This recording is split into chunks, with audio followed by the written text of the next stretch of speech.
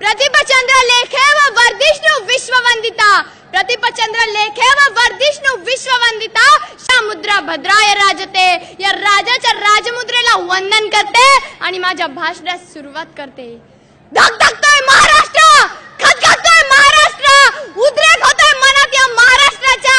आणि या महाराष्ट्राच्या मनातून जर मराठा नावच काढून घेतलं तर काय उरतोय महाराष्ट्र. लक्षात ठेवा, मराठ्यांचे वाघ रस्त्यावर उतरले. अरे सरकार मायबाप, तू मराठ्यांच्या वाघाच्या जबड्यात हात घातलाय. आता तो मोडेल पण वाकणार नाही अशी आमची जात आहे. माझा शेतकरी बाप ढसा रडतोय, काना रडतोय आणि त्याला हसवतोय. नेमकं चाललंय तरी काय? आम्ही भीक मागत नाही, आम्ही दया मागत नाही, आम्ही आमचा हक्क मागतोय, अधिकार मागतोय. आणि तो अधिकार आम्हाला मिळालाच पाहिजे, मिळालाच पाहिजे. 40% गुण मिळवूनही तुम्ही मंत्री पदावर जातात, मोठे मोठे प्रशासनात बसतात आणि 90% गुण मिळवूनही आम्ही नोकरी चाकरी करतो. आम्हाला नोकरी किंवा चाकरी याबद्दल काहीच म्हणणं नाही, परंतु कशाला म्हणता शिक्षणात आरक्षण? गुणवत्ता आणि बुद्धिमत्ता का पुढे सरसावू देत नाही? आरक्षण द्यायचंय ना तुम्हाला, तर त्या शेतकऱ्याला द्या. रडता येतो जेव्हा आत्महत्या करतो तेव्हा या आया बहिणींचं उघड्या बोडका झालेलं कपाळ सांगतं की त्या काय सहन करताय. या जिजाऊच्या लेकींना साधं संरक्षण देता येत नाही तुम्हाला. हे नराधम मुकाट्याने गुन्हेगारी करून फिरताय. शिवरायांचं स्वराज्य काय होतं?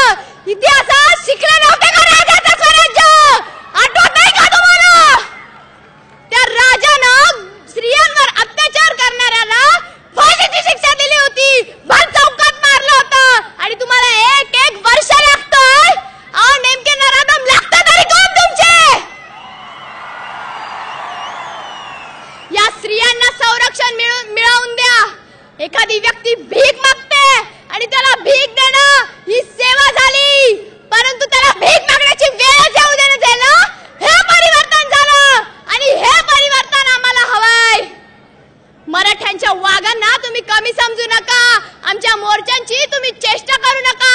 4-5 शिक्षणाचे सवलतीचे तुकडे देऊन किंवा एखादी स्वराज्य संस्थापक थांबून आम्हाला आरक्षण मिळेल, आम्हाला संरक्षण मिळेल अशा ग्वाही देत बसू नका. अरबी समुद्रात तुम्ही जलपूजन केलं, तुम्हाला असं वाटलं मराठी समाधानी बसतील. मुंबई भगवी केली, दिल्ली करायला वेळ लागणार नाही. सरकार मायबाप आज मुंबईवर धडाडी मारलीये, यानंतर दिल्लीवर जायला वेळ लागणार नाही. त्यामुळे मुकाट्यानं आमच्या मागण्या मान्य करून द्या. तेही सरसकट कोणत्याही तत्व किंवा कोणत्याही कायद्यामध्ये आणू देऊ नका. कारण डॉक्टर बाबासाहेब आंबेडकरांनी सांगितलंय, समता बंधुता हीच घटनेत असली पाहिजे. मग कुठे समता, कुठे आम्हाला आरक्षण, कुठे आम्हाला संरक्षण?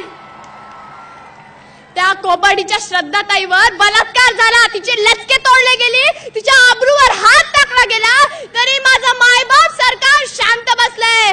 फडणवीस साहेब, या जागी आपल्या आईला, मुलीला, बहिणीला विचार करा. मग बघा कसं रक्त सळसळ करेल. पायाच्या नखापासून तर केसाच्या टोकापर्यंत आग गेली. आता मराठा भिडणारच. आणि लक्षात ठेवा, दिल्लीत गेल्यावर आम्ही मौन नसणार आहे, हातात तलवारी असणार आहे. सरकार मायबाप मौन आहोत म्हणून गाऊन समजू नका. मराठ्यांचे वाघ आहोत, इतिहास साक्षी आहे, तलवार साक्षी आहे. एक गोष्ट लक्षात ठेवा, माझ्या राजाला हातात तलवार देणारी भवानी माता होती.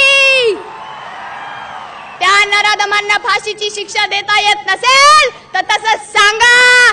जिजाऊच्या लेकी कमी नाहीये, तलवारी म्याण्यात आहेत त्या तशाच ठेवा.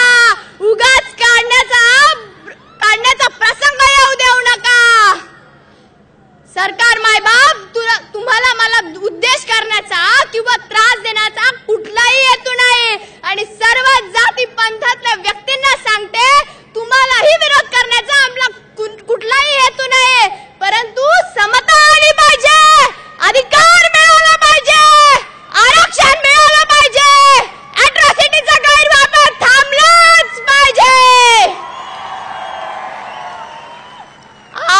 घडलेली कोपर्डीची घटना ही शेवटची घटना असेल.